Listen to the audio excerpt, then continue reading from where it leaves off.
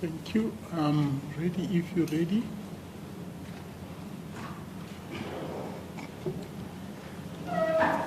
As the court pleases, my lord, I'd like to invite the court to invite to the stand the expert witness called by the complainant, Mr. Ensroots, for cross-examination.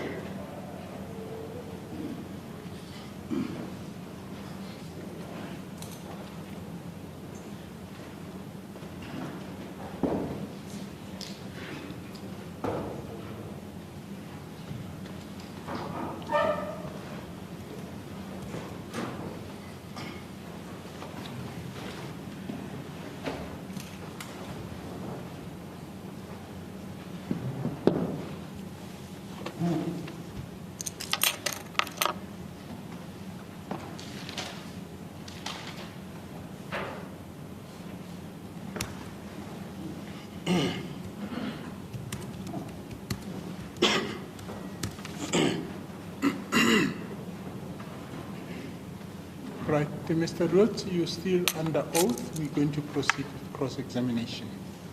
Yes, Mr. For the third time today, Mr. Rhodes. Good afternoon.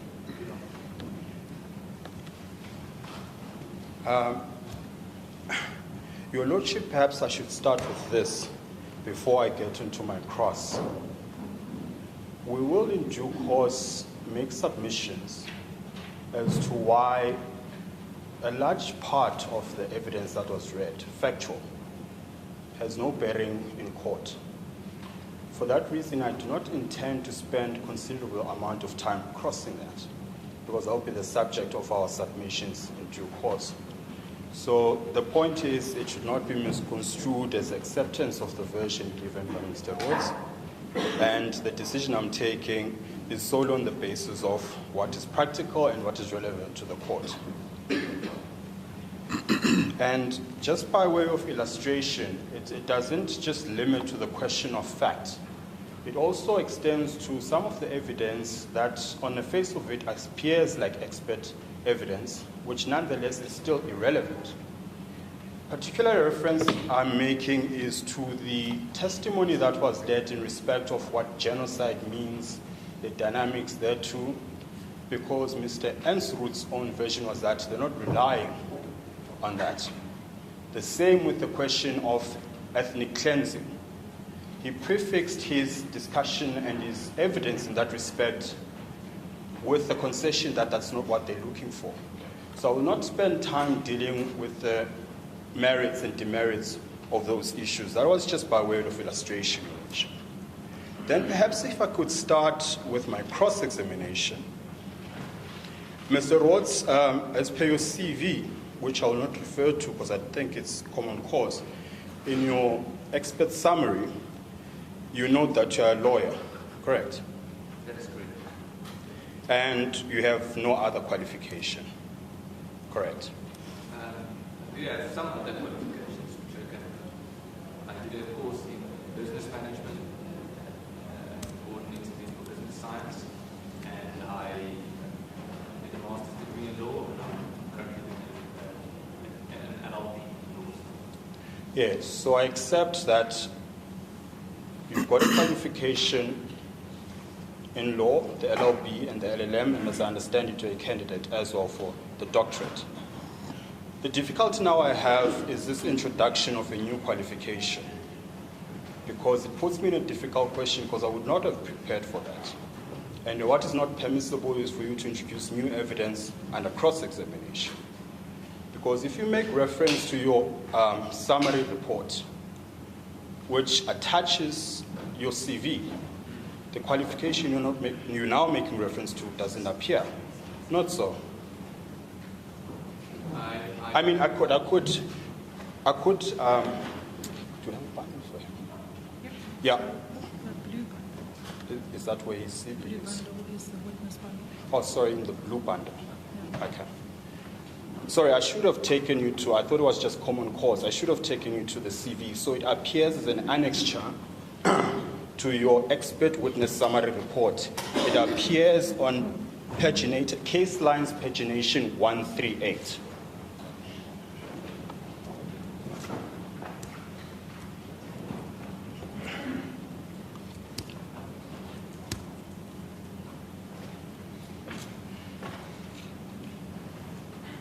Sorry, you said it page? Page 138. Yes. Just go down for me to its qualifications.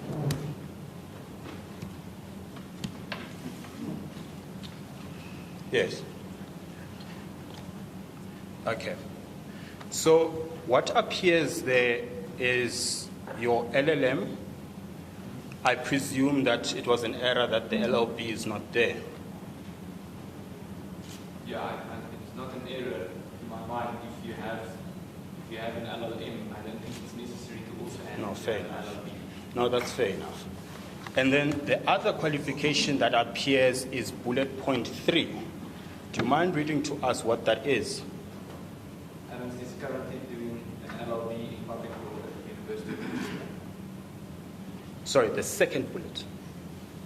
Program for Management Development at the Gordon Institute for Business Science, cum laude. Yes. Would that not be a qualification different? So having regard to the ones you referred to, would it not be then that the one you're referring to now does not appear on your CV?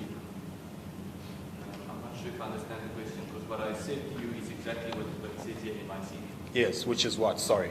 which is that I have an LLM, Yes. that I have a qualification at the Gordon Institute for Business Studies, and Yes. I'm currently doing an LLB. We'll come back to this point, Mr. Enstrus, because it's quite a nuanced point and it's an important one. Let's pause on that just for a second. We'll come back to it. But either than, let's accept these are your qualifications. Either than these, is there any other qualification you have? You mean a tertiary qualification like a degree or? Correct. No. Okay. So you would not have any qualification that speaks to qualitative and quantitative statistical data collection and analysis? No, I don't have a degree in statistics, if that is what you want. Yes. Any qualification at all? No, I've done some courses at university as part of my LLB, like criminology and so forth. Yes. But I'm not a statistician. Yes. And you wouldn't be an expert in statistics either? No, I would not describe myself as an expert, as a statistician. Yes. Now, let's deal with your role in this matter. We've just established that you're an expert witness called by the complainant, not so? Yes. And I so happen to know Mr. Oppenheimer quite well, so I would imagine he would have taken you through the process of being an expert witness and what is expected of you, not so? Yes. And at a conceptual level, you can accept that an expert witness should provide independent opinion that is not partisan and does not seek to further the cause of either of the parties in the trial. Not so?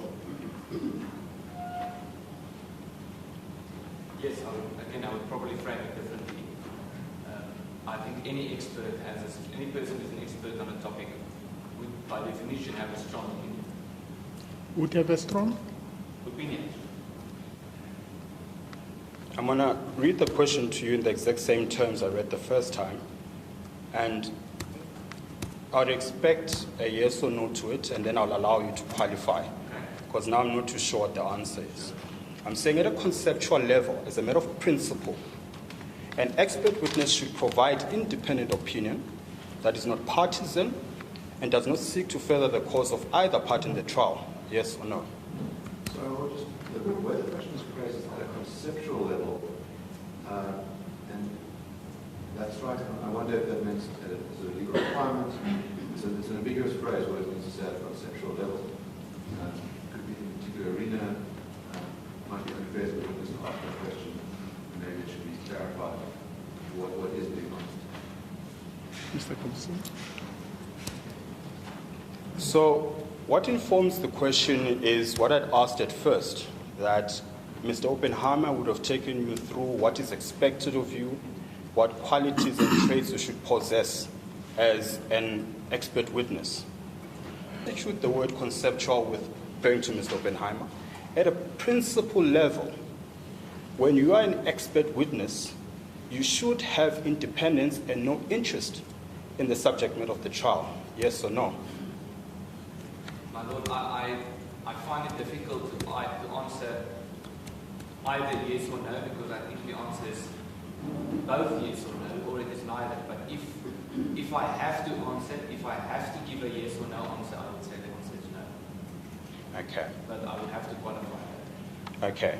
Just for clarity, it seems like the problem is there's a nested question. There's a question about, there's two questions from it. One is about the character traits that an expert ought to have. There's a second question, which is whether that expert must be independent from the interests of a party in the matter. And those are separate questions, and maybe for clarity, those questions should be asked separately, separate answers can be given. Yes, Mr. Gaston. I'll indulge my learned friend. At a principle level, Mr. Rhodes, can we accept that an expert witness must be independent in the trial in which they testify? I'm not sure if I can say that the answer to that question is yes. I'm not suggesting it should be a yes. But I'm also not going to, well, if I'm forced to choose either yes or no, I will say no. That's what I said in my previous answer as well. Okay. And again, at a principle level, you can't, as an expert witness, have an interest in the outcome of the trial. Is that correct? I think that's incorrect. Do you care to elaborate? Sorry, I didn't get the answer. I think it's incorrect. And the reason why I say it's incorrect is if you are an expert on a particular topic, you have a very strong opinion about what constitutes the facts with regard to that topic. You have a very strong opinion about the different arguments that play a role on that topic. And if there's a court case that, with regard to which this topic is relevant, you would have a strong opinion about what the appropriate outcome would be, given that you are an expert on the topic.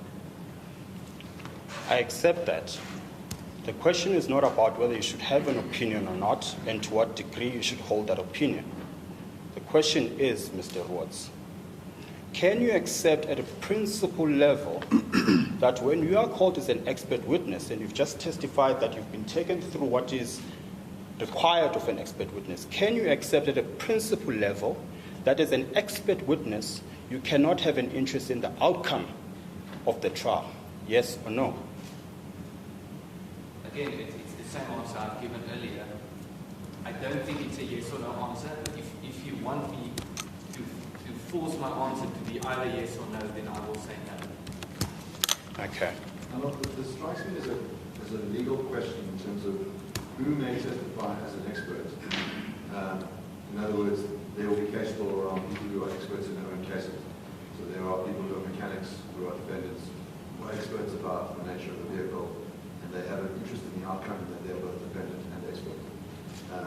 And it sounds like what Mr. Rhodes has been asked is to provide an insight into what the legal position is regarding who is not an expert or what. But surely an expert witness would have to appreciate the position that he takes. He's not like a factual witness who will narrate this is what happened. And I think case law is also clear on that, what would be expected of an expert witness. So as I understand, the questions are directed towards that. Yes. Well, the question, in other words, it strikes me as a question that is answerable with case law, not through an answer the witness would give. Yes. In other words, there's a question as to what are the character traits a witness ought to have. Like, in other words, being able to fairly present the evidence in an honest manner.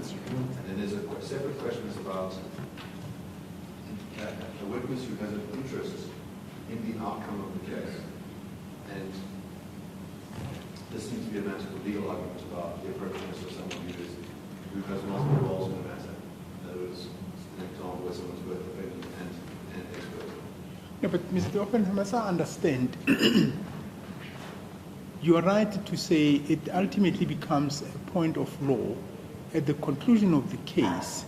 But I don't see why would counsel not cross-examine a witness to verify whether his or her understanding of the role that he plays And therefore, it seems to me the question as to, do you appreciate that as an expert witness, this is expected of you?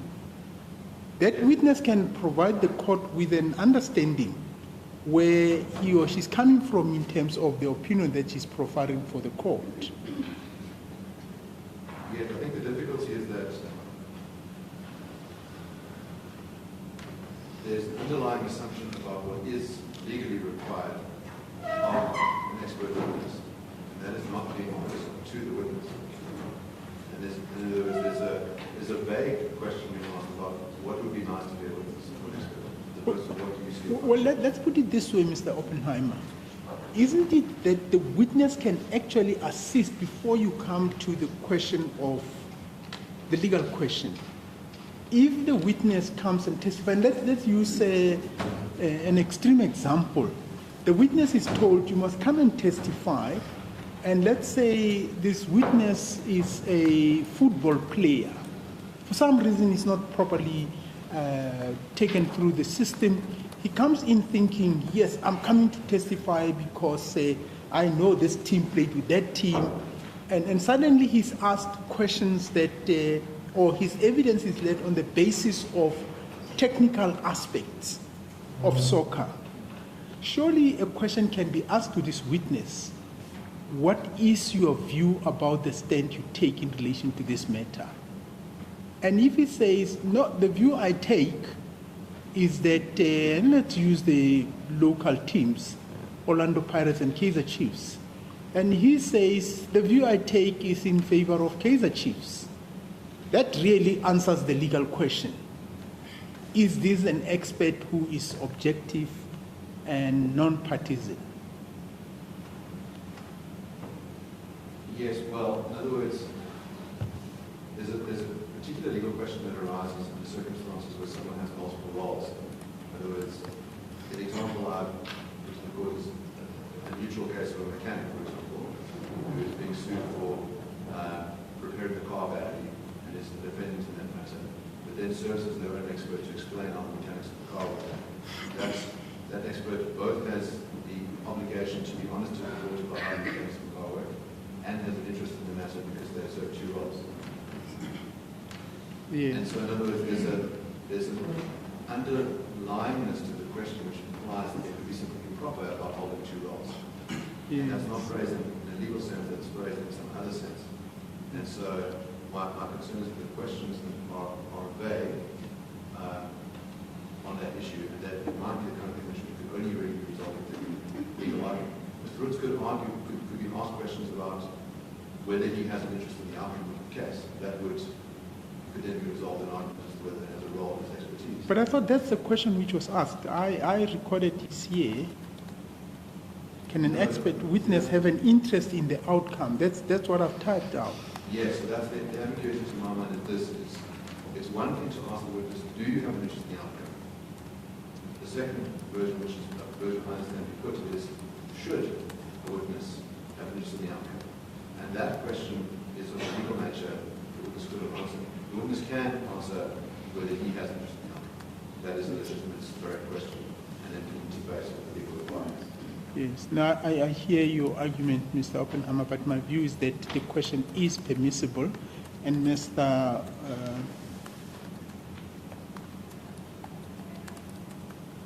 The question I think should be framed: do you have an interest in the outcome? That question can be asked to the witness. As the court pleases. Mr. Rhodes, do you have an interest in the outcome of this trial? Yes. What form of interest do you have? I've been working on the topic of farm attacks and farm murders, and through that I have also been working on the topic of hate speech for some time now. Yes. I'm convinced that farm murders, in my research on the topic of farm murders, through which I can confidently say that I regard myself an expert on the topic, I have come to the conclusion that the topic of hate speech is a very serious phenomenon. And in as far as I became focused on this topic because I wanted to do something about it. So yes, I do believe. Yes. I want something to be done about the problem of farmers and Yes. Then perhaps to just qualify my question, do you have a personal interest in the outcome of this trial? Other than as an expert, just personally, at a personal level. you just define what you mean when you say personal. Well, then let me perhaps continue with my cross-examination because it would have been a question that would come later. So then perhaps let's follow the sequence. Now, you are the head of policy, and it's the head of policy at AfriForum, which is the complainant, is that not so? Yes. So you're employed there? Yes, I'm an employee of AFF. Yes. And you've just now also given evidence in support of the complainant's case, not so? Yes. Yes. Not only that, you are also the deponent to the affidavit of the complaint, not so? Yes. So to put it in short, you're playing three roles before this court.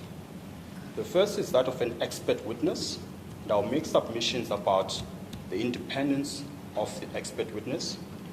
The second is you are here as the deponent to the affidavit that brought the complaint.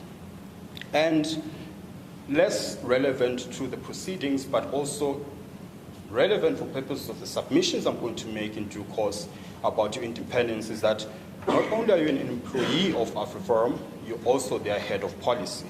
That's a good summation of the evidence you've just given, correct? Yes. Okay.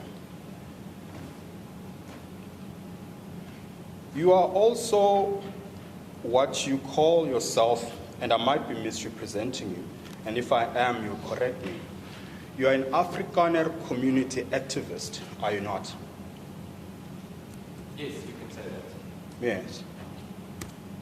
And those are the socio-political ideologies that you agitate for, not so? I would not say ideologies. You could say interest. Fair enough. I'll take that as your answer. So I didn't hear the answer. I would not describe what I'm advocating for as an ideology, but you can say an interest.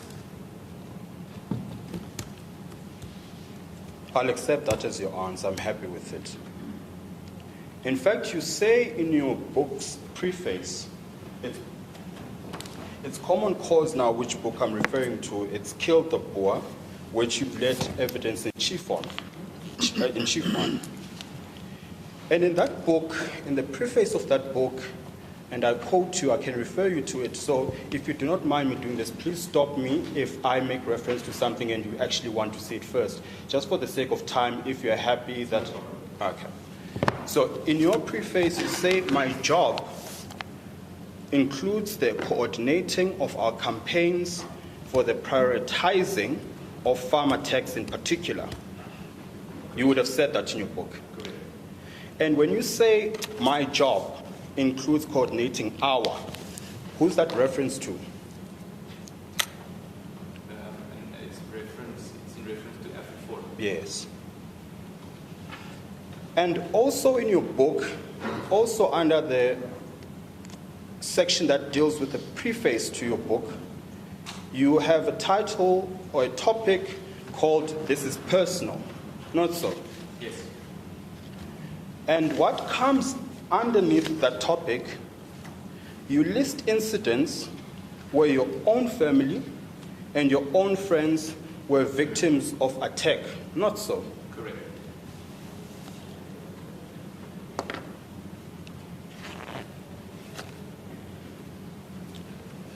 Let me now take you to the preface of your book still. It appears at Roman numeral X1X. Just give me a second. I need to gather my thoughts. I need to structure how I want to phrase this question properly. So if you don't mind. X. My apologies, Your Lordship. I'm just trying to structure the argument in my head, and I'm just making a judgment call as to whether I should go there first or not.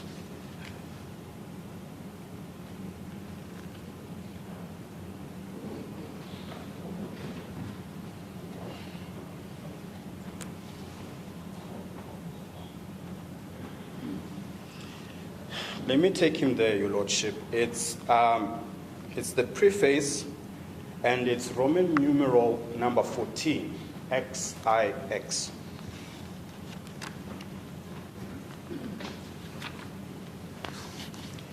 It's in fact the editor's notes. My apologies, Your Lordship.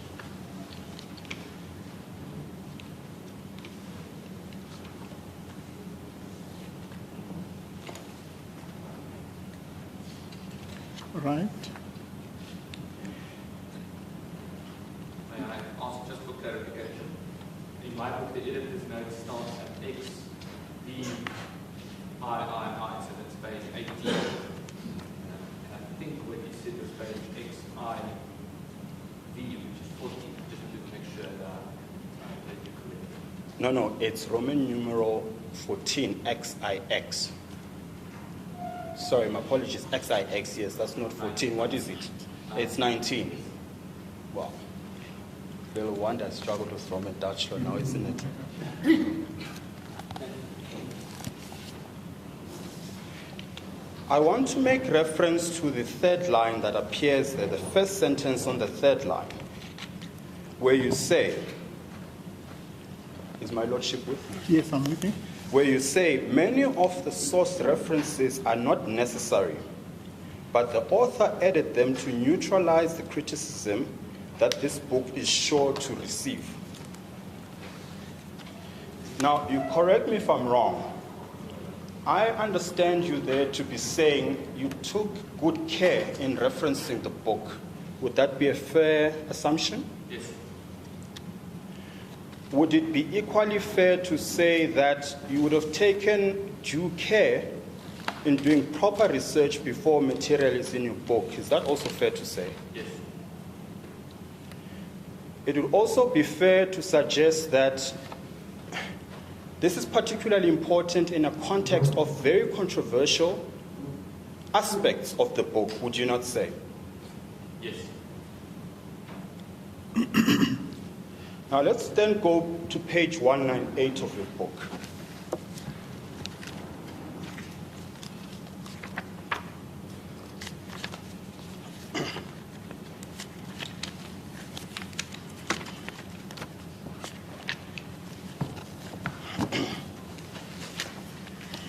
You testified yesterday about the graph that appears on page 198, not so?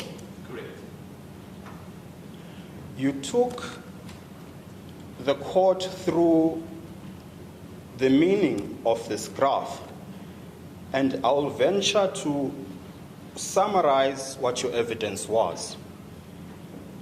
Your evidence, in essence, was this is a graph that depicts farm murders per week during the period of 1993, correct? And then you drew the court's attention to the bar that appears 1/3 into the graph, which has the number 1 on top of it, and the bar is red, correct? Yes. And you said that bar reflects the week just prior to the deceased Peter Mukaba sang the impugned song. Yes. Yes. And you drew a conclusion. Let me ask this first. Let me propose this first. You then suggested to the court that following the singing of that song, the weeks after, there was a spike in the number of farm murders. And the inference you drew from that is that the singing of the song must have led to that spike. Correct? It could have led to that spike. Yes. So your evidence is you in fact don't know. My evidence is that there appears to be a trend where high-profile, highly publicized cases of hate speech tends to be followed by an increased number of farm attacks or farm murders. So you don't know for a fact? I don't know for a fact. Okay. I only know for a fact of the individual cases where it's a direct result of that speech. Let me understand this. Your evidence before court is that you merely draw an inference of what caused the spike, and the inference is the singing of the song the week prior, correct? Not necessarily. I'm not saying that my testimony was not and is not it was not and is not that the spike you can see on that graph is an immediate consequence of the singing of the song. I'm saying that it could be a consequence. Because there are a number of variables that could have led to the spike. Okay. And it could have been anything, literally anything. Well, it could Within be reason. many things, yes. Yeah. Now, let's then go to the footnote of this table. And it's footnote 32. And it appears on page 372. Page 372 of your book.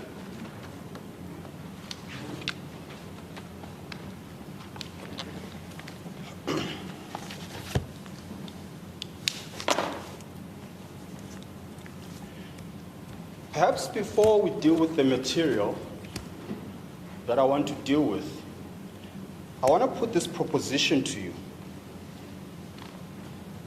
The sum total of the complainant's case, as I understand it, is that there is a link between the singing of the impugned song and the farm murders and farm attacks.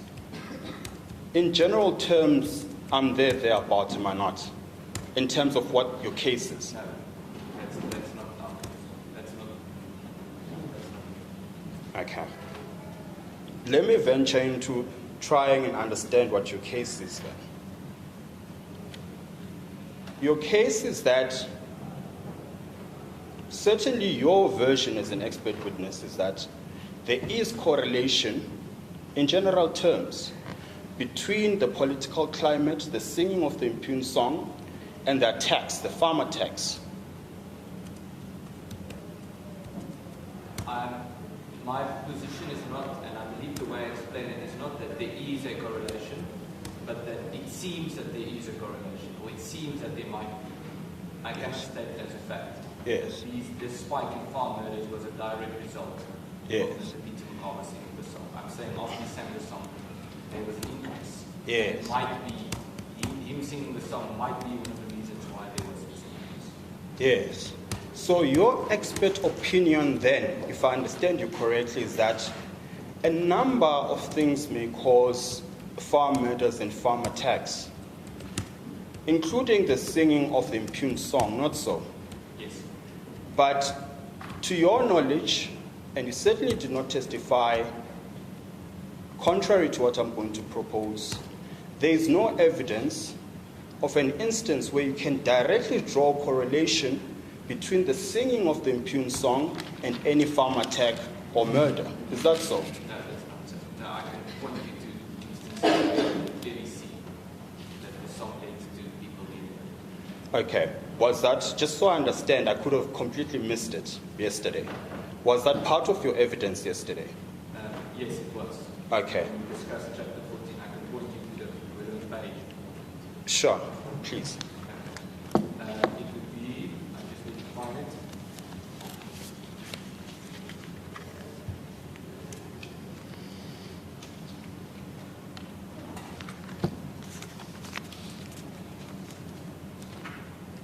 Might be the previous chapter.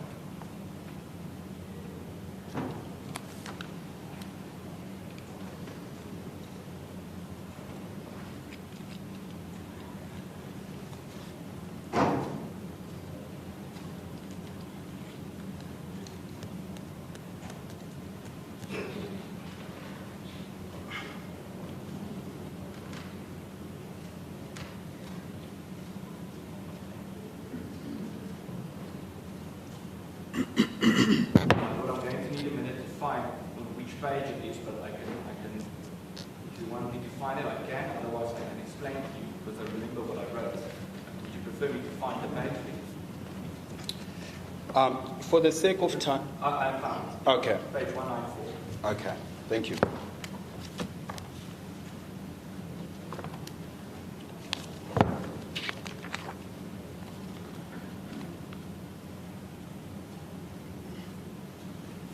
Bottom of page 194 to 140 to page 195. Okay, yes. So it's the story about the farmer Godfrey Ewer was murdered. Yes. And a person named Tuko Trede was convicted of having committed that murder. Yes. And then under testimony he said that he was influenced by this particular song. And he said, the quote I read was, he explained that he had committed this murder because he had been influenced by the singing the chanting of Kill the Boy, Kill the Farmer. He then continued, I could have killed any other white man I came across at the time. My frustrations were directed to white men because they had to feed in unhappy.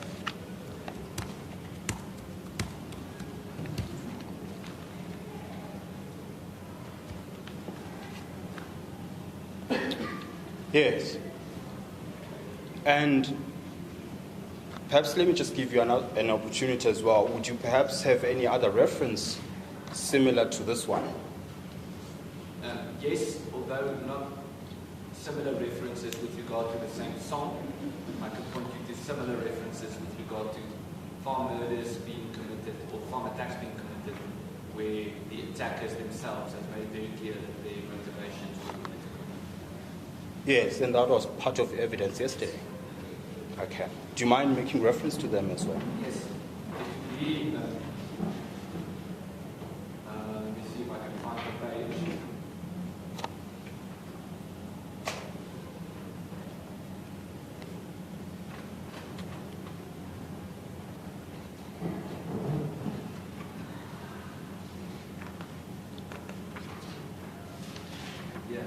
Page 164 and 165 of the book. Yes. I list, seems to me like 4 examples.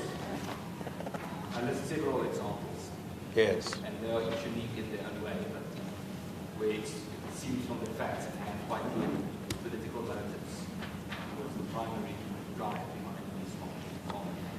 No, the question was different, Mr. Rhodes. The question was, is there any evidence that you can refer to me, or to the court rather, where there's direct correlation between the singing of the impugned song and farm attacks and farm murders? That was the question. No, the only example I have of this particular song Yes. that where there's very clear evidence in terms of someone testifying that I committed this murder because of this song. Yes. I'm only aware of one such case. Yes. Sorry, just bear with me.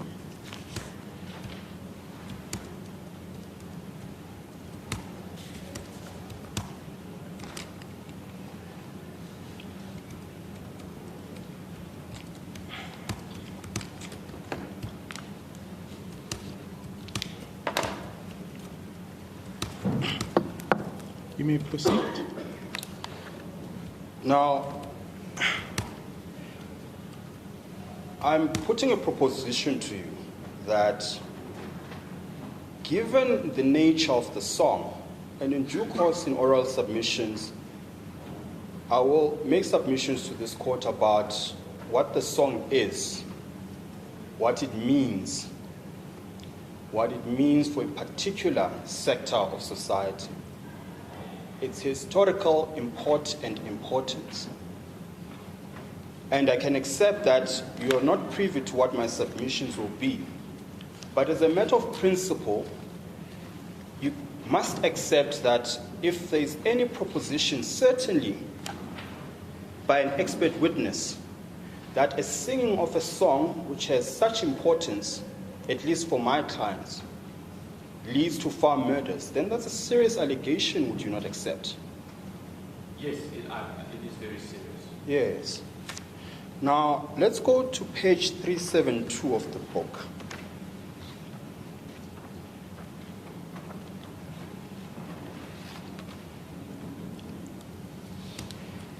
And specifically footnote 32.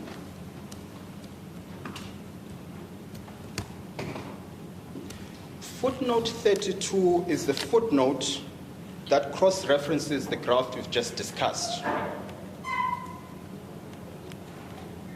Do you know what that reference is under footnote 32? Yes, it's a reference to a report that was published by EFF. Yes. Mind explaining what the report was?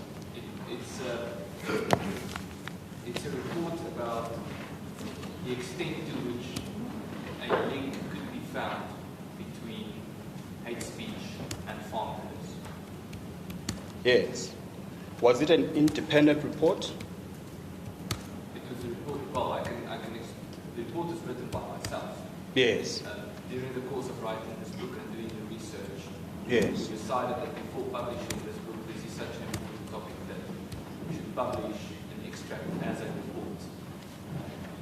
So technically speaking, it is an extract of your book and not an independent report. It's not entirely an extract because the report has more detail than the book about this particular topic. So the report looks at this issue in more detail. Well, Mr. Rhodes, I'm afraid what that report is actually an extract. You use the words, this is an extract of my book. Let me take you there. Do you mind giving us the case line reference?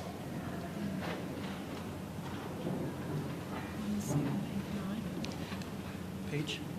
Your Lordship, the page I'm referring the court to is case lines paginated number 1789. And I'm afraid, let me apologize, Mr. Rhodes. The document I'm referring to, you don't have it in your position. It's under case lines. I'm just going to ask my attorney to show it to you.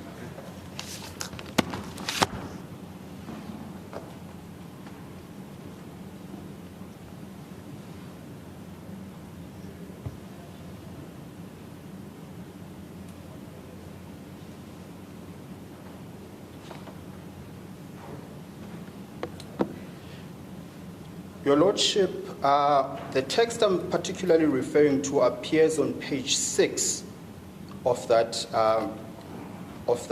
document. Page 6. Page 6 of the actual extract and not the pagination. Preface at the top left. Yes, yes. Yes.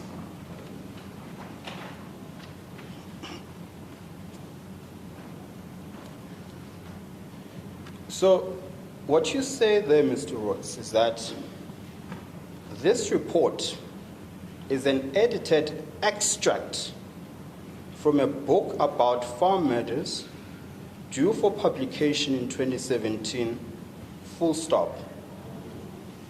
Now, there's a difference, and perhaps it's a discussion we should have. There's a difference, and this is why I asked the question whether it's independent or not. This is the point I was getting at. There's a difference between an independent report that is good for its own sake, and that is something different from an extract of a book. In other words, I can't purport something as an independent report if it's an extraction of something else. Would you accept that at a principle level? Well, I think on a principle level, something can be an extract from something else and still be independent. But I'm not denying the fact that I wrote this report. Yes. In other words, you relied as authority on your own research. Well, you can frame it like that, but that's not the point. The point is that you quoted from the report. The report said it's an edited extract. In other words, it's not the exact same thing. Yes. As the book. Yes. It's partly the same as what he said in the book, but this has more detail. It was edited, so it has more detail. So I'm referring to the reader in a footnote to a report where if they want to read more about this particular point, they Yes. can go to that report. Yes. But ultimately what we're dealing with is this. We can't lose sight of the fact that you call it an extract. Ultimately, with all the changes you're suggesting, ultimately at the core of this document is a piece of your book, is it not? It's an edited piece of the book. Correct. And I'm saying to you, you are then relying on a piece of that book as authority to that book. Not so. I'm relying on my own research. Yes, The but I'm book is talking. my own writing, and this report is my own writing. My apologies for interjecting too. I didn't mean to. The point I'm simply making is this. You reference a document, presumably as authority, for the proposition you make, being the graph itself, correct? No. Okay. You reference the graph to this extract, do you not? Yes. And the intention is what?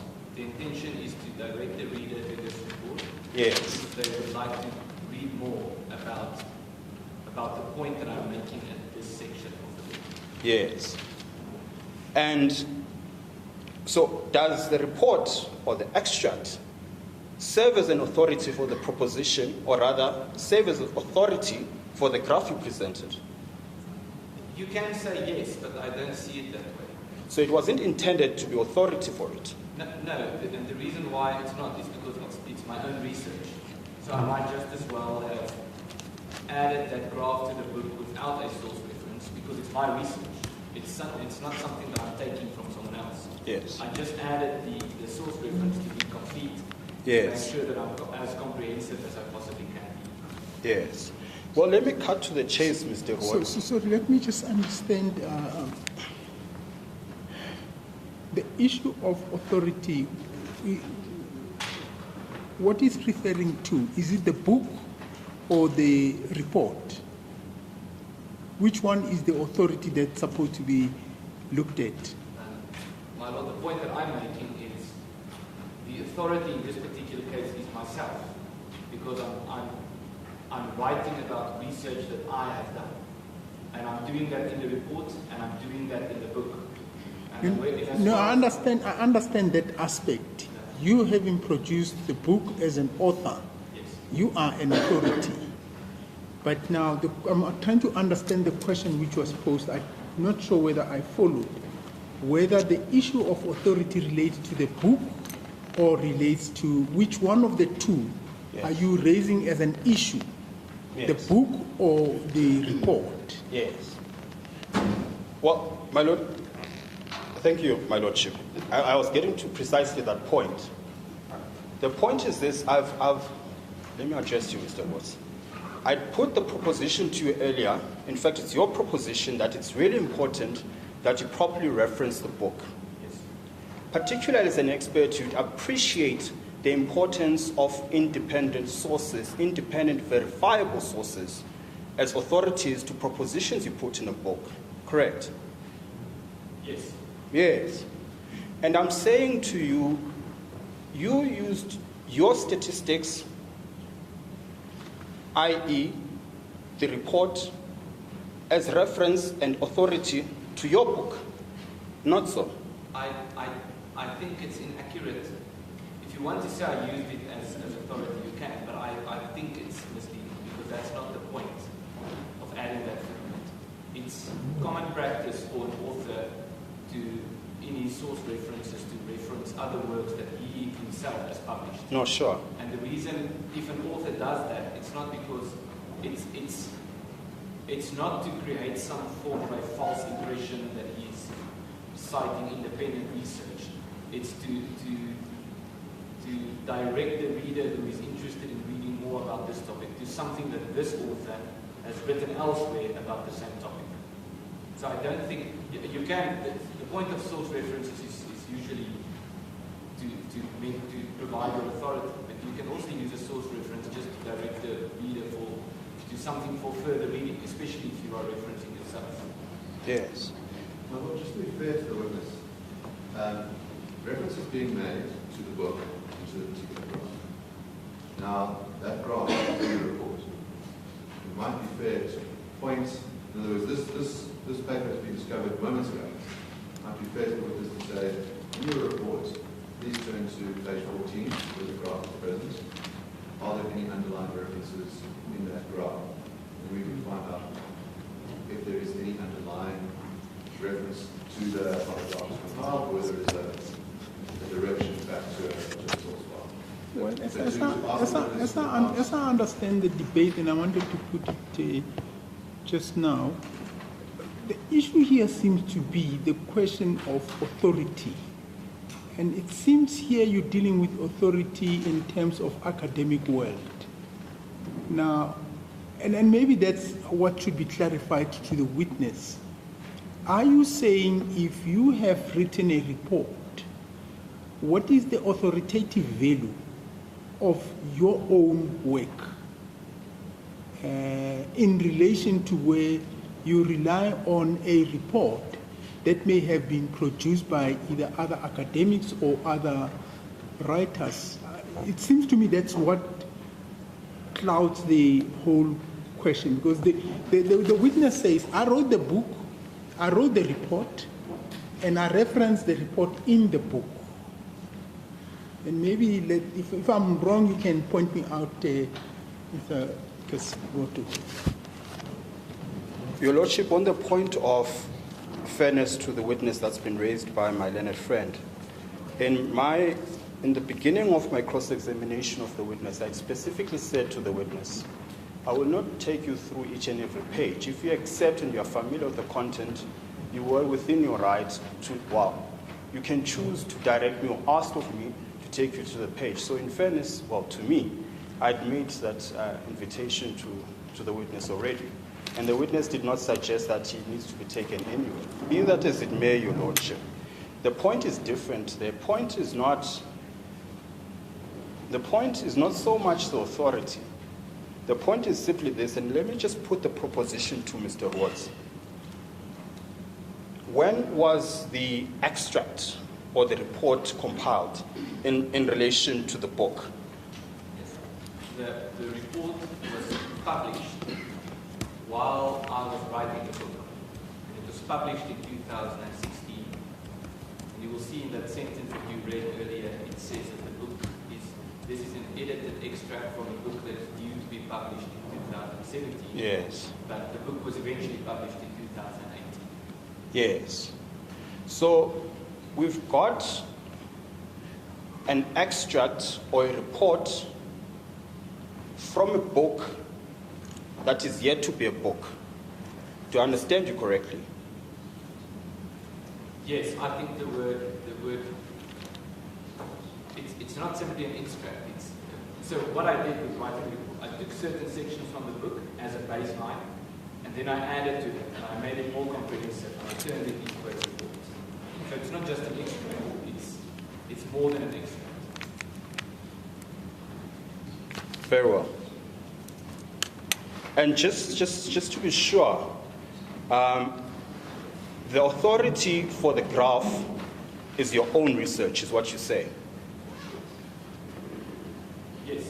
Yes. That section of the book is my own research. Yes, specifically the graph. Yes, and in doing that research, I reference other sources, but the graph, the way it was drafted, was done by myself. Yes. And the book itself makes no reference to what authorities you relied on, does it? Sorry, the authority? The question I'm putting to the witness, Your Lordship, is that the book itself makes no reference to the authorities relied on to compile the graph. That's specific to the graph, not specific to the book graph as a whole. Okay. Indeed, so, Your Lordship. No, it does if you read the book in context. Because in chapter 3 of the book, I say there are several sources. Here are, I think I said there are 5 sources for the numbers with regard to farm murders. I say here are the different sources, and I discuss each one. So if in the book, when in the book, or where in the book I discuss the numbers with regard to farm murders, I believe it's quite evident that I use the sources that I mentioned in chapter 3, where I say these are the sources. With respect, Mr. Rhodes, please. You're a double cum laude student. Surely that can't be right. If you're going to make a statement about statistics that have such a far-bearing consequence on this trial, I ask you for the authority of the graph. Your answer to that is, well, read the book in context, you'll figure out what I'm relying on specifically in relation to the graph. Surely that can't be it. Well, there are two answers to that question. The one answer is that is indeed the point. That the sources is one of the first and the most significant points I mentioned in this book. As I say, here are the sources at the beginning of the book. I say, here are the sources when we talk about the numbers for farmers. The second part of the answer to your question is below that graph, there's a reference to a report of which I'm the author. In that report, there are, it seems to me, 133 source references. So that report is not just something I took out of the air. It's a properly researched report.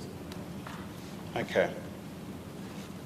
To be fair to the witness, these two documents that have been referred to on the print be directed so the witness knows this page of your book, this page of the report. From what I can see from my document, there's an identical graph, and both should be put to the witness so the witness can answer the questions to where does the data come from, which I understand from the way this friend is asking, but it's not basically that without pointing the witness to those two different documents so the witness can look at it. Sibota? Your Lordship, I accept that that's probably what I'll do if ultimately that is what I was trying to get at. It's not what I'm trying to get at. I'm making reference to the same graph that is both in the report and in the book. I don't see the utility of contrasting them if ultimately we accept that they're cut and paste of the same thing. It's a practical But your question relates to the sources. Yeah. That seemed to be your question.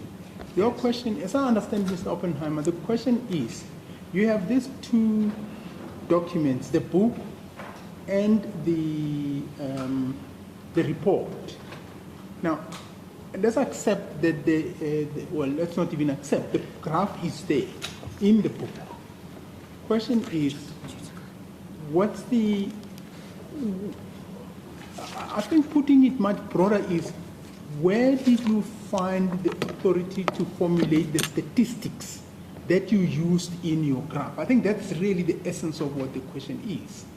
And the witness has already said, from my own research, but I think the question now is, any other resource that you referenced your statistics? Yes, in other words, the question is, if you turn to page 14 of the report, that graph is there. Is there an underlying reference that goes anywhere beyond your own work or not? Yes. I think so, Mr. Kasiwa.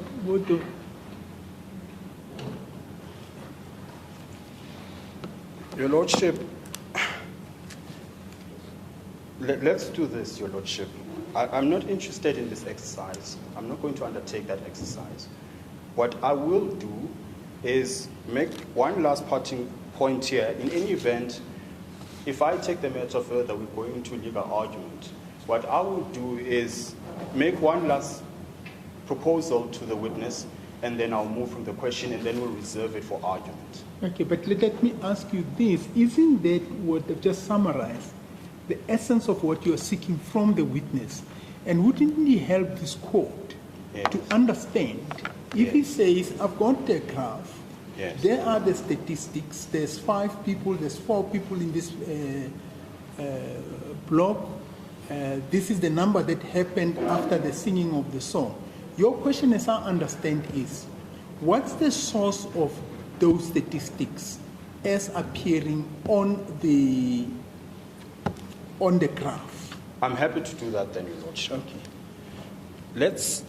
So the graph we've made reference to in your book appears in page 14 of the report.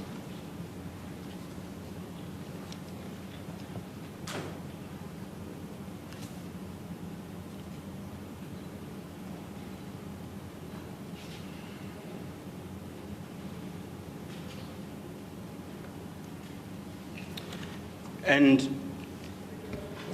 is Your Lordship there?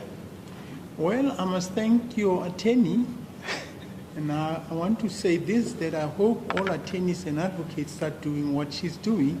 She just stands up and she opens my own page, and that's what Caseline does. And I sing this song because you can do it also. I think we need to encourage everybody to do it. It makes it makes things very quick. Look, I was still trying to page. She stands up and I'm already connected there. Thank you very much. So, Mr. Rhodes, the graph in question is in page 14. Are you there? Yes. And you say there, graph 2, farm murders per week during 1993. The week in which Peter Mukaba publicly started chanting, "Kill the Boer, kill the farmer," is indicated in orange. Can you please draw the court's attention to the source or the authority that led to the compilation of this graph? I think, thank you for that, my lord. I think I have discovered why there is an ambiguity on this issue. Sorry, there's what? Why there is this ambiguity about this issue, and I can be asked about that. And it's also an answer to the question that you asked. The graph on the book that we've been discussing on page 198 is a different way of visually indicating what is said on the table, in the table on the previous page. So there's a table on page 197 and then there's a graph on page 198. And they say essentially the same thing. Just the graph is just more visually explanatory. And there's a source reference to the table and there's a source reference to the graph. And I believe that the source reference I use to this table would be the same source reference as the one that's in the book. Which is, I haven't found, I'm not there yet, if it be the book Land of Sorrow or the Afrikaans version there, which is clear. I'm quite sure that that's the answer to the question. If you perhaps know what page would you find that, Mr. Rhodes? It looks like it's page 64 on the report, if that's what you're asking.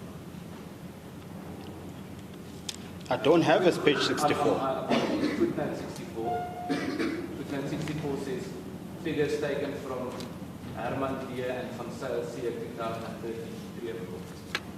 And in the book, page 197, in other words, footnote 31, you turn to footnote 31 on page 372, it says figures taken from Herman Deer, from Zyl C. and Hugo I, compilers, 2013 period from Glasgow. So that's the source from which I took the figures that I used to compile that graph. If that is what the question is. Yes. Now, the answer then is not the authority is you as a researcher. The answer is, for the statistics, what you've referred us to now. The answer is both, because I used research that was published by someone else, and I applied my mind to that research, and I made a conclusion based on that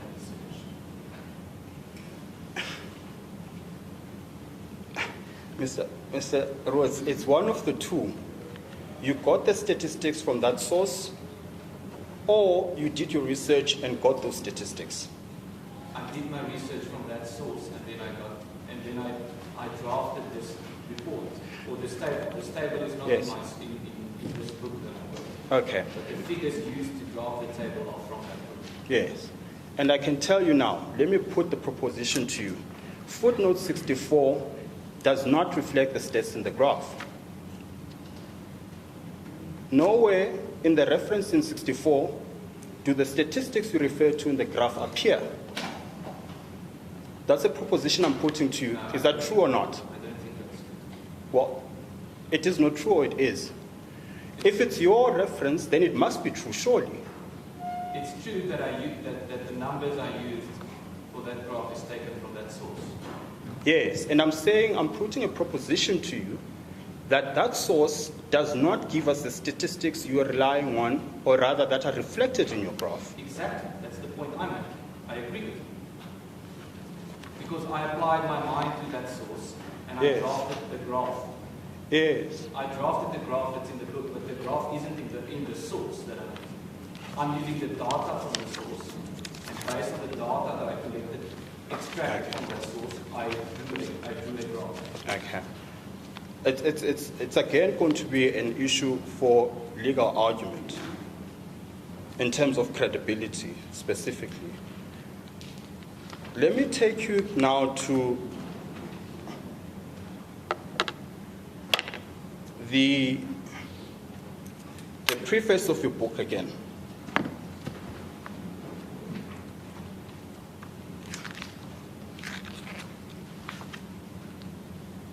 Just on this question, my lord, to be fair to the witness, what might be fair to do is to read out what footnote 64 actually says. It says, figures taken from Herman Dian is Marcel Trevor. Now, what the witness has said is that I used the figures which were in the book to produce a graph which visually reflects the figures. So what my learned friend has put to the witness is that you said something false because you were saying that the graph was not in the book. But his footnote does not say the graph is in the book, and the line source reference in the journal. It says the figures are what reflects in his footnote. So there is no ambiguity whatsoever. But it's unfair to the witness to not point out what the footnote actually says, so that he can explain the difference between figures, graphs, a reference to reports, and otherwise. Mr. Kasiboto? Your Lordship, unless you are interested in that exercise, the point I wanted to make was made, and I want to... It's a point that can be dealt with in argument. Yes, Yes, I think and that's what I intend on doing. I think we should proceed. Mr. Oppenheimer, if you think it's an important point, you can deal with it in your re-examination. Now, let's deal with the publisher of your book.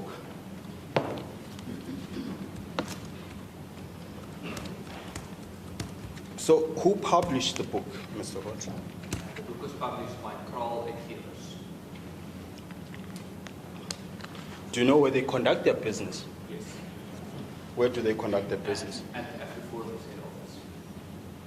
Which is the same business address as AfriForum. That's good. Do you know what their relationship is with AfriForum? Yes. AfriForum is a shareholder in the publishers. And do you know what percentage it is? I'm actually not sure. I can find out for you. Okay. I'm quite sure it's a majority shareholder. Yes. But if you want, I can give you the exact. Thank you. So, to understand your evidence, AfriForum is a certain percentage, let's say above 50, shareholder of the publisher. Yes. And they conduct business in the same building. Yes, I don't want to testify that it's 50%. No, sure. It might be more than 50%. No, sure. You could say AfriForum is a significant shareholder.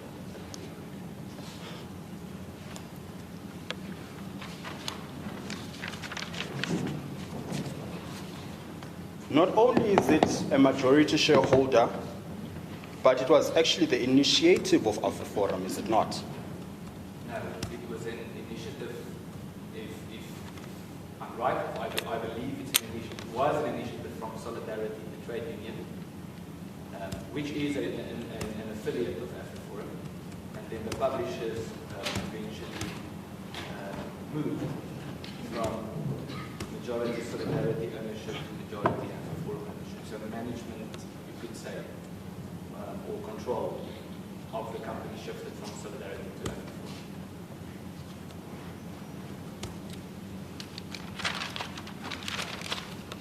I'm struggling to find the screenshot from the website of the publisher where it specifically says it's the initiative of AfriForum. What I will do, I mean, unless you want to take the point further, if I'm so required, I'll present it to you, or are you happy to concede that it might be the initiative of AfriForum? Yes, we do use that term. Okay. It doesn't mean that AfriForum founded it. What that means is there are several institutions that are linked to AfriForum, and we describe these institutions as an initiative of AfriForum. But this is an interesting example because technically, Kroll Publishers was established somewhere else. And AfriForum took it over, and and now we describe it as an initiative. But what that essentially means is that it is linked to that. I'm putting to you that the publisher's website says AfriForum, or rather the publisher is the initiative of AfriForum. Yes. Do you want to contest that? No, I don't think it is that. Okay. And the executive head at the publisher is Ms. Alana Bailey, isn't it? Correct. Not only is she the head at the publisher, but she's also the executive member of AfriForum, is she not? That's correct. Yes. Now, as a matter of principle, it is not too difficult for one. Let's start here. Typically what happens, and you'll advise me if you're not familiar, and that's where we'll leave it. Typically what would happen with the publication of the book is that the book will be sent to the proposed publisher, who then will get independent persons to review the book, make a decision as whether they want to sell the book or not, and if they do, then it's published by that publisher. Are you aware of that process? Yes. Okay. So what would have happened with your book is that you would have taken it to the publisher. Presumably, it was reviewed. Yes. And then the publisher published the book, and that's how it got onto the bookshelves. Yes.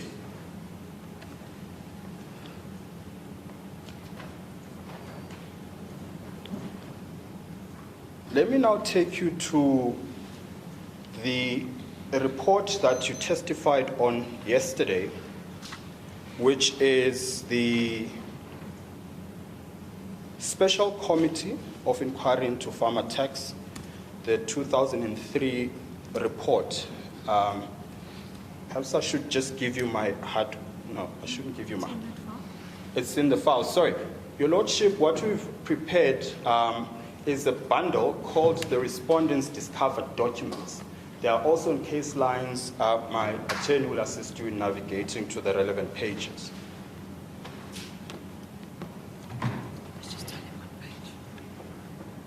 For your benefit, Mr. Rhodes, it's not paginated with case lines, so the reference is...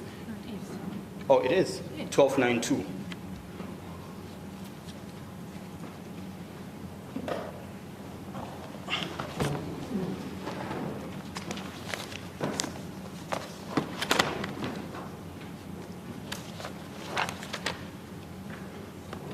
Your Lordship, what should...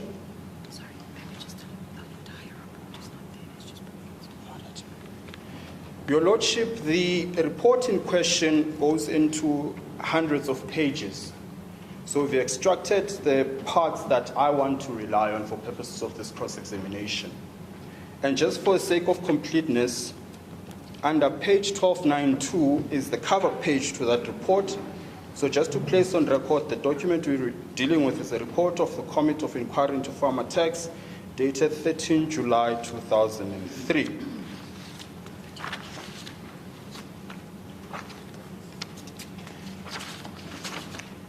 I want to take you, Mr. Roots, to a specific page, which is page 1308.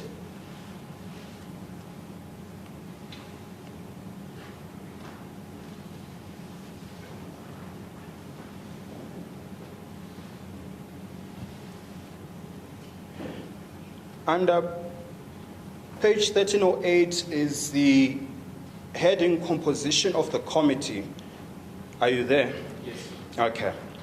And then the sentence following the first paragraph is a sentence that says the members of the committee are as follows. And for the point that I want to make, please bear with me, I'll actually read out the members of the committee because it's integral to the point I want to make.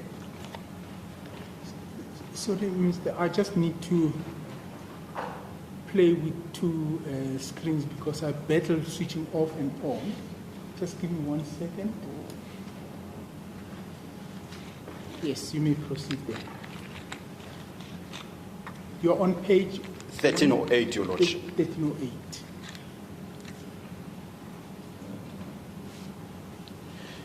Now,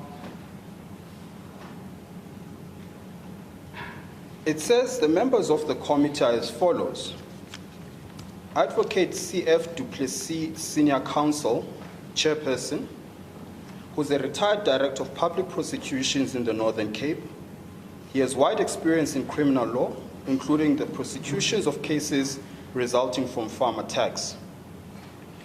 2, Ms. M.E.A. De Haas, a Senior Lecturer at the School of Anthropology and Psychology at the University of Natal. She has done extensive research on inter alia violence in KwaZulu-Natal. 3, Ms. J. Dlamini, also a senior researcher at the Institute for Human Rights and Criminal Studies at Technikon South Africa, and co-author with Ms. Mystery of the report mentioned above. 4, Ms. D. Mystery, a senior researcher at the Institute for Human Rights and Criminal Studies at Technikon South Africa. She is a co-author of a research report on perpetrators of farm attacks. 5, Professor C.J. Moorman, head of the Department of Criminology at the University of the North. He has published research papers on the phenomenon of farm attacks. 6, Mr. M. Rasel Tlacha, Secretary for Safety and Security, who served as the representative of SAPS on the committee. 6, It's Rasi Khatla. my apologies, Your Lordship, Mr. M. Rasekhatla. Next, Advocate M. Schonstach, Senior Researcher at the Institute for Security Studies. He specializes in criminal prevention and policing and is co-author of a research report on attacks on farms and small holdings. Last one, Ms. H.C. van Wyk, head of the trauma unit at the Rand Afrikaans University. She has dealt with many victims of farm attacks. She was not on the original committee, but appointed later. And then it says, the commissioner also made available the services of Superintendent L. Chayana as administrative secretary. And it follows with the line in the next paragraph, by virtue of their occupations, it would appear that the members of the committee are quite independent. Would you agree, Mr. Roth? Yes. And our boy as far as saying it is a list of illustrious people that meant that committee, wouldn't you say? Yes. And then when you flip the page to 1309,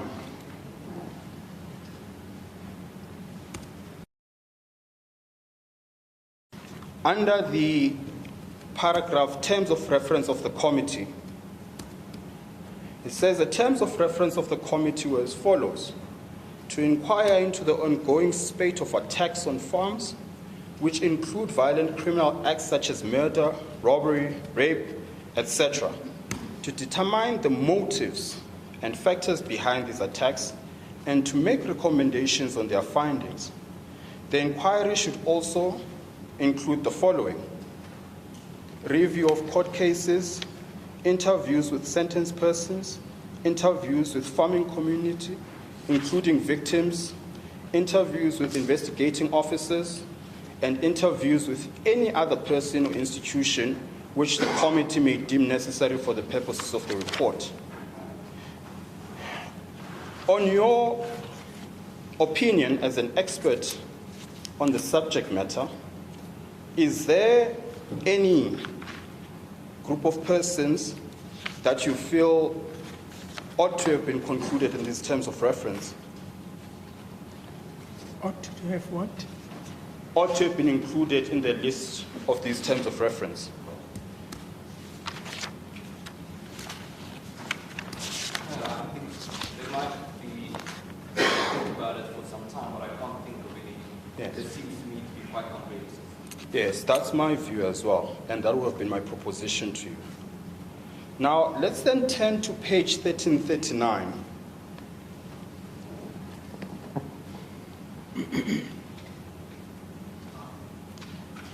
just to orientate the court and for the benefit of the public, what we have in front of us under page 1339 is a table which forms part of the report, and it deals with various years.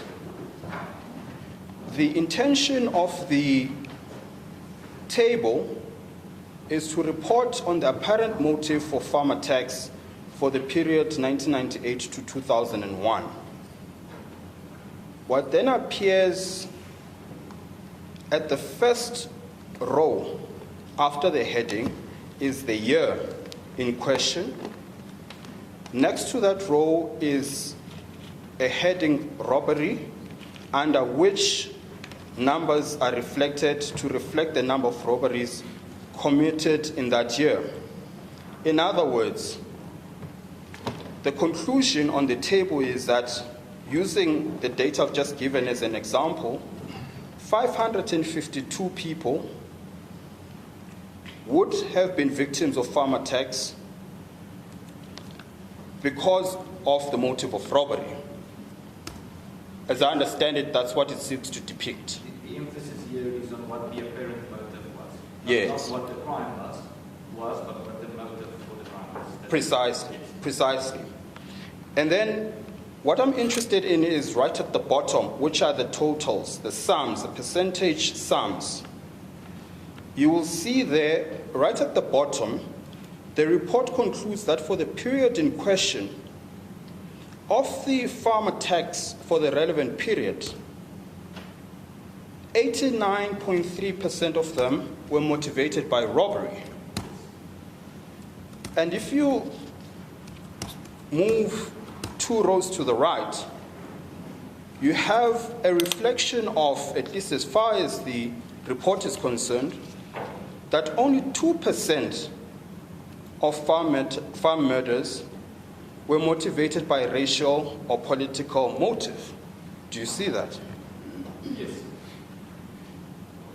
Now, let me put a proposition to you. I mean, of course, you would not have compiled this table, and you nonetheless gave evidence on it briefly yesterday. The table itself does not reflect, or anywhere in that report for that matter, reflect as accepting the 2% as the correct percentage. It does not reflect of that percentage how many. In other words, it does not give a breakdown of the races of the 2%. I'm putting that as a proposition to you. Yes. Yes. Nor does it give an indication of what specifically were the racial or political motives. So in other words, it doesn't say of this 2%, 0.5% was caused by racial motives following the singing of a song, for example. It simply says it's racially influenced. Yes. It could well be that it would have been a white person killing a black person, for example. That falls within that 2%. In theory, yes. Yes. It could have been anything. The point is there are many variables that are not reflected in this table. Yes. Yes.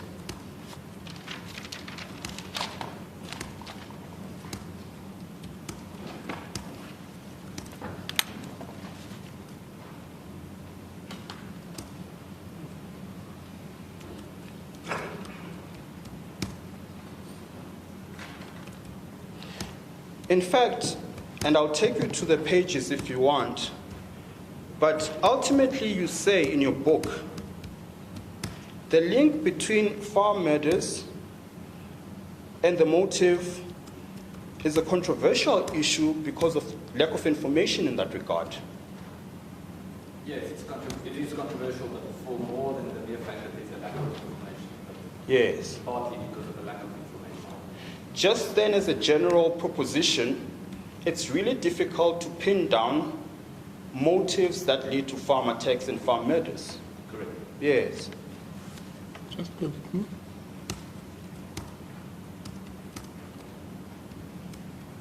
You may proceed. However, don't think it's impossible. I think the appropriate research has not been done.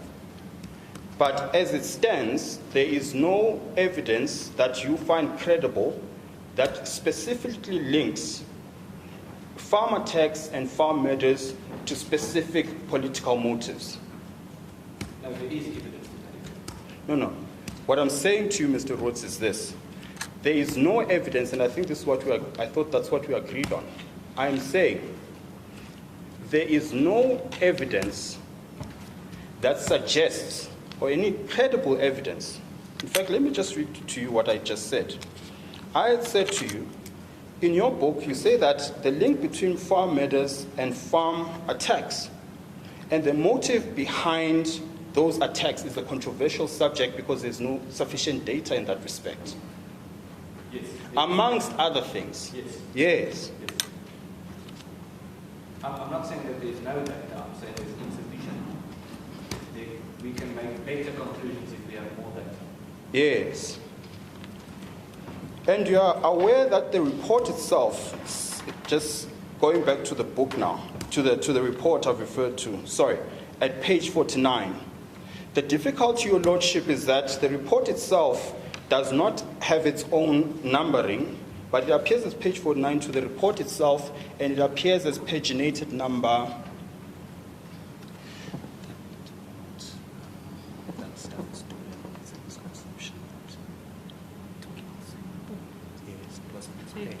Yeah, the next page, 134. Yes. I'm told it's page 1340, Your Lordship.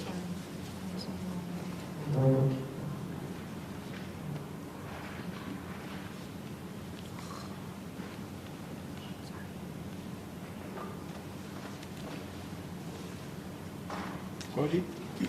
The report itself at page 49 says, there seems to be a perception that it happens frequently that a farmer or his family are attacked, but nothing is taken. That is often seen as proof that the motive for farm attacks is not robbery, but something more sinister. Often these cases receive much publicity, reinforcing the belief that it is a common phenomenon. The committee's investigations show, however, that there are relatively few farm attacks where nothing is robbed, without there being a logical explanation for it. It goes on. The belief that nothing has been taken in a particular farm attack is often based on suppositions and incorrect information. A case in point is the Schrippers case, which received much publicity at the time and which was referred to the committee by the Transvaal Agricultural Union for special investigation. Harold and Nellie Schrippers were brutally murdered on their farm in the Ermelo district on 2 December 1997.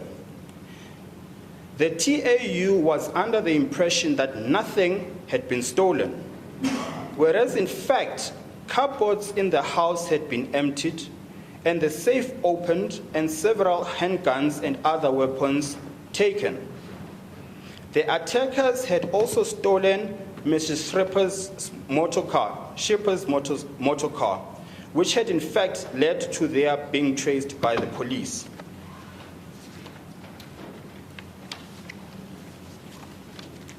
Do you accept that as being reflected in the report? You mean, do I accept that what you just read is in fact in the report? Yes. Yes. Do you have any comment on it?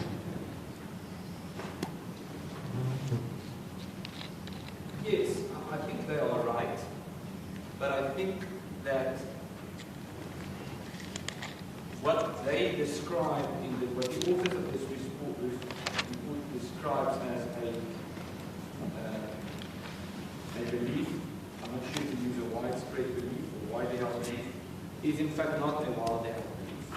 It's not a widely held belief that usually nothing is stolen. It is a widely held belief, and it is my opinion as well, that oftentimes you find that which is stolen is completely disproportionate, or let's put it differently, that the levels of violence inflicted on the victims is completely disproportionate to the value of the items that have been stolen.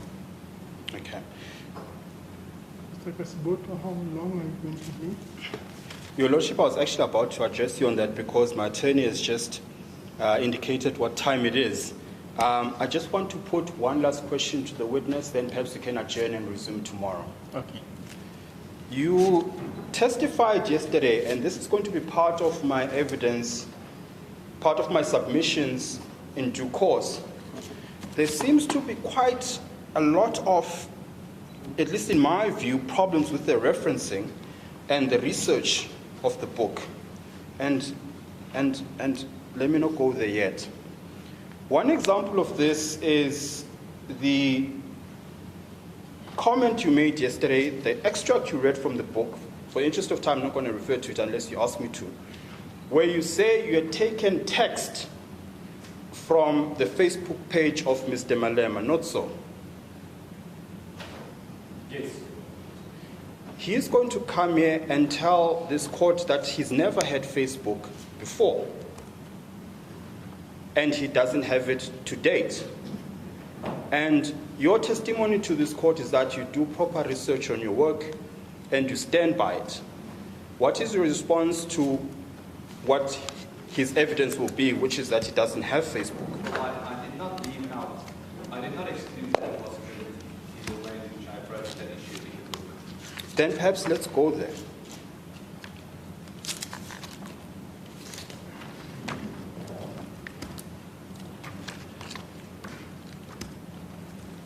No, just for my benefit, not for the witnesses. Just Page numbers you can reference so that I can see which footnote, which page.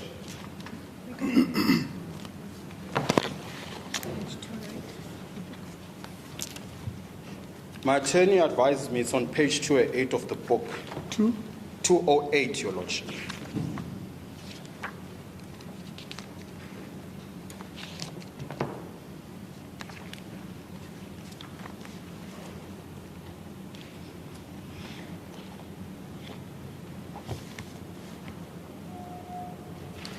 Let's start at the second paragraph of that page. There you say, meanwhile, a Malema supporter started publishing updates about farm attacks on Malema's Facebook page every few hours. The page had almost 12,000 followers at the time. One of the posts stated, 3,000 farmers dead since '94. We lost more people than that. We are far from being even. So kill the Boer, kill the farmer. In another post, the same Malema supporter wrote that 8 farmers had been murdered on farms in Limpopo since the beginning of February 2010. When asked about his intentions behind the post, he responded that he had never killed anyone, but that he did not have any sympathy for farmers who were murdered. Quote, "Sue me for not shedding a tear," close quote. Another Malema supporter posted on his public page, and I will not read the extract. Now, it is clear what the intention of all of this is. And I'm putting it to you that Mr. Malema never has, nor does he have Facebook. Do you have a response to that? Yes, my response is that I remember that. I remember this witnessing back then, and I remember writing this. Is there was a Facebook page which was called Julius Malema, and it had a picture of Julius Malema, and it had 12,000 followers. And the point of this section is not to say that this is what Mr. Malema is saying. The point of this section is to say this is what people who describe, who identify as supporters of Mr. Malema are saying. So that's what the emphasis here is on the fact that Malema supporters are saying the following thing. It might be true that the page, the Facebook page in question was not administrated by Mr. Malema. The point, however, is... No, sorry, hold on, Mr. Roth, sorry. The question is clear here. Do you accept that Mr. Malema has no Facebook page, neither has he ever had one? I can't accept that because I don't have sufficient evidence if that's true or false. If he says that, then maybe that's the case. Okay, so it's possible that he doesn't have it. So to then positively affirm that Mr. Malema No, supports... sorry, there's an objection. Oh, sorry. No, it's just that there's this, it's a technical thing about Facebook works. The term Facebook page is ambiguous in the sense that one can have a Facebook profile, which is for a person. So I have a profile that is me. And then there's a page. Your Lordship, I'm so sorry, my dear friend. I just need to understand whether he's leading evidence or he's making a point about the cross-exam. No, I want, in other words, the question to be, I want to say that there is an ambiguity about what a page is and a profile is. But it seems, Mr. Oppenheimer, the witness seems to understand the question quite well.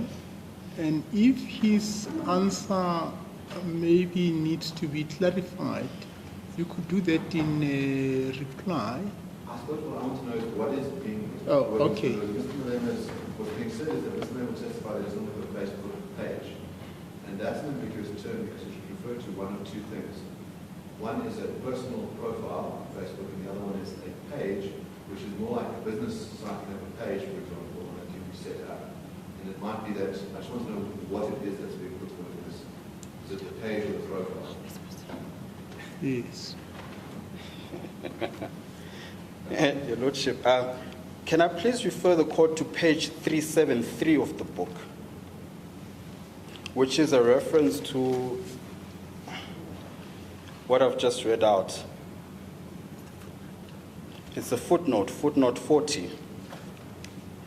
It says there's reference to the text I've just read, screenshot from the Facebook page of Julius Malema in March 2010. Now, the proposition I'm simply making, and perhaps I don't need to take the point any further, the point I'm simply making is there's a firm, 3 times, just on these 2 pages, firm reference to the fact that this is a Facebook page that belongs to Mr. Malema. I'm putting it to Mr. Rhodes that he's never had one. He doesn't seem to contest that evidence, and therefore we should take it no further, my lord. And if this is an opportune time, then perhaps we can adjourn. Well, would it not be fair to also put what, for clarity purposes, put what Mr. Oppenheimer has said, the distinction between having a profile or your profile appearing and having the page itself to the witness so that the witness can clarify whether he understands it or not? Your Lordship, there is no difference between a profile and a page. And taking cue from my learned friend, I'm going to lead evidence before this court. What typically happens with social media, you get onto Twitter, for example, or Facebook, you can only have one thing, which is a profile or a page. It's semantics. Ultimately, the owner of the page or the profile has control of what goes on it and what doesn't go on it. The suggestion from the book is that Mr. Malema owns such a page or profile. Technically speaking, there's no difference between the two.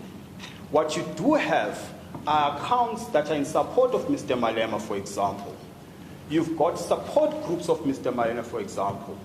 They are either pages or profiles, semantics. Ultimately, the question is, does Mr. Malema have a profile or a page? And the answer is no. And that is what the book was insinuating, and it is not so. Okay. Thank you. As I said, it can be dealt with in evidence in reply, and also probably we could deal with it at the end when the case has been argued. Thank you very much. We will at this stage then adjourn. Mr. Root, you're still going to be under oath. We will continue tomorrow at 10 o'clock. May the court rise.